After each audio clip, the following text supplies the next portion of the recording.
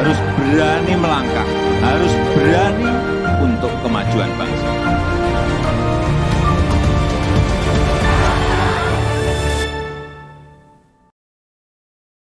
Assalamualaikum warahmatullahi wabarakatuh. Salam sejahtera bagi kita semua, Om Swastiastu, Namo Buddhaya, salam kebajikan. Yang kami hormati para ketua DPR, para wakil ketua DPR, mohon maaf.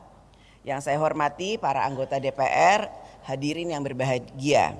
Puji syukur kehadirat Allah Subhanahu wa Ta'ala, Tuhan yang Maha Esa, yang telah memberikan rahmat dan karunia-Nya, sehingga pada hari ini kita dapat kembali hadir menjalankan tugas konstitusional dalam rapat paripurna pembukaan masa persidangan 2 tahun sidang 2023-2024.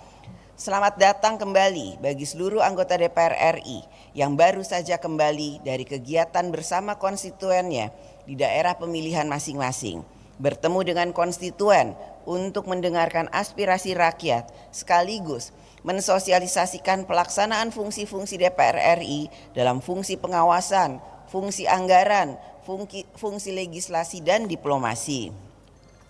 Saat ini tahapan pemilu tahun 2024 telah dan sedang berlangsung. Pemilu merupakan amanat konstitusi. Undang-Undang Dasar Negara Republik Indonesia tahun 1945 mengamanatkan bahwa kedaulatan berada di tangan rakyat dan dilaksanakan menurut Undang-Undang Dasar. Inilah landasan utama Indonesia sebagai negara demokratis. Kedaulatan rakyat tersebut diselenggarakan melalui cabang-cabang kekuasaan negara, di mana DPR RI sebagai lembaga legislatif, Presiden sebagai lembaga eksekutif, dan Mahkamah Agung beserta Mahkamah Konstitusi sebagai lembaga yudikatif dapat saling mengontrol dan terjadi keseimbangan kekuasaan antar lembaga-lembaga tersebut. Dalam negara demokrasi, kekuasaan selalu dibatasi dan tidak tak terbatas. Konstitusi telah memberikan jaminan untuk menyempurnakan demokrasi melalui pelaksanaan pemilu secara periodik untuk dapat menyelenggarakan prinsip checks and balances atas kekuasaan negara. Pemilu merupakan alat dalam menyempurnakan penyelenggaraan demokrasi. Melalui pemilu, rakyat dapat menilai, mengevaluasi, memperbaharui maupun tidak melanjutkan mandat kepada Presiden Republik Indonesia, DPR RI, dan DPD RI.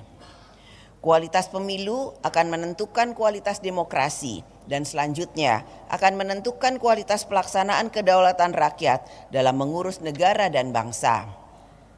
Diperlukan pelaksanaan pemilu yang berkualitas, dibutuhkan partai politik peserta pemilu yang semakin maju dalam mengartikulasikan kepentingan rakyat dan senantiasa memegang teguh komitmennya untuk menjaga dan mengawal ideologi bangsa dan memperkokoh persatuan bangsa. Kita juga sedang menghadapi tekanan dari pertarungan geopolitik dan geoekonomi global yang semakin akan dirasakan dampaknya pada rakyat, yaitu dalam bidang pangan dan energi, serta nilai tukar rupiah yang dapat berpengaruh pada inflasi. Pertumbuhan perekonomian dunia yang belum menguat dapat berdampak pada perekonomian nasional. Hal-hal inilah yang perlu kita cermati dan antisipasi pada masa sidang ini.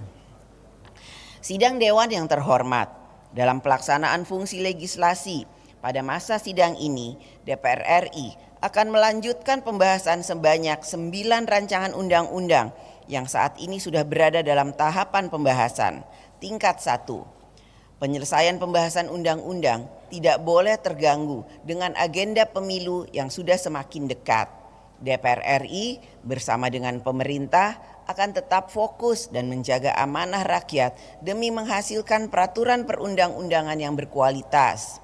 DPR RI melalui komisi-komisi terkait akan terus melakukan pengawasan pelaksanaan kebijakan APBN 2023 yang tinggal tersisa 2 bulan lagi. Pengawasan tersebut bertujuan untuk memastikan kinerja APBN tahun anggaran 2023 berjalan secara efektif dan efisien, serta mampu merespon dan mengantisipasi perlemahan ekonomi global yang sudah semakin terlihat pada awal kuartal keempat tahun ini. DPR RI bersama pemerintah akan terus mencermati dinamika perekonomian global tersebut dan mempersiapkan berbagai langkah antisipatif untuk menjaga ketahanan moneter, fiskal, dan stabilitas perekonomian nasional.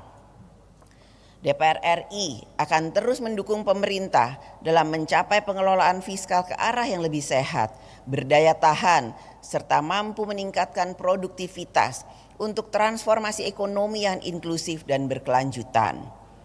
Beberapa kebijakan, isu dan permasalahan di berbagai bidang yang akan menjadi perhatian alat kelengkapan Dewan dalam menjalankan fungsi pengawasan antara lain.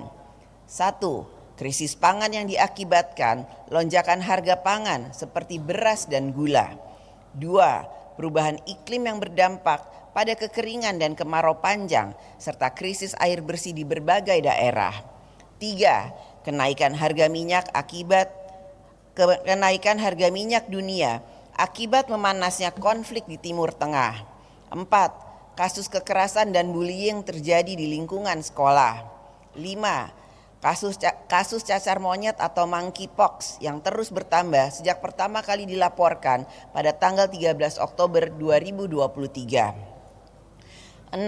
Pembiayaan UMKM melalui fintech lending peer-to-peer atau P2P atau pinjaman online. 7. Dugaan penyalahgunaan dana pensiun di beberapa BUMN. 8. Kenaikan suku bunga BI rate menjadi sebesar 6% dari sebelumnya sebesar 5,75%. DPR RI akan mendorong kementerian dan lembaga untuk bekerja responsif, terukur, berorientasi menyelesaikan masalah sehingga rakyat merasakan kehadiran pemerintah dalam melindungi rakyat, mempermudah kehidupan rakyat, dan mensejahterakan rakyat. Sidang Dewan yang terhormat, pada masa persidangan ini DPR RI akan mengagendakan serangkaian kegiatan diplomasi parlemen sebagai upaya meningkatkan hubungan kerjasama antar parlemen. DPR RI akan menjadi tuan rumah dan memimpin pertemuan 5 ketua parlemen negara ekonomi berkembang yang terdiri dari Meksiko, Indonesia, Korea Selatan, Turki dan Australia atau MIKTA. Penyelenggaraan MIKTA Speakers Consultation ke-9 di Jakarta akan dilaksanakan pada tanggal 20 November 2024 dengan tema memperkuat multilateralisme dan menjawab berbagai tantangan antar generasi. Merespon konflik bersenjata yang terjadi antara Israel dan kelompok militan Palestina Hamas yang telah menewaskan ribuan orang, DPR RI terus mendorong pemerintah untuk mengambil langkah-langkah diplomasi dalam mendukung penyelesaian yang adil bagi Palestina, serta terus menyuarakan pengakuan internasional terhadap kedaulatan dan kemerdekaan rakyat Palestina.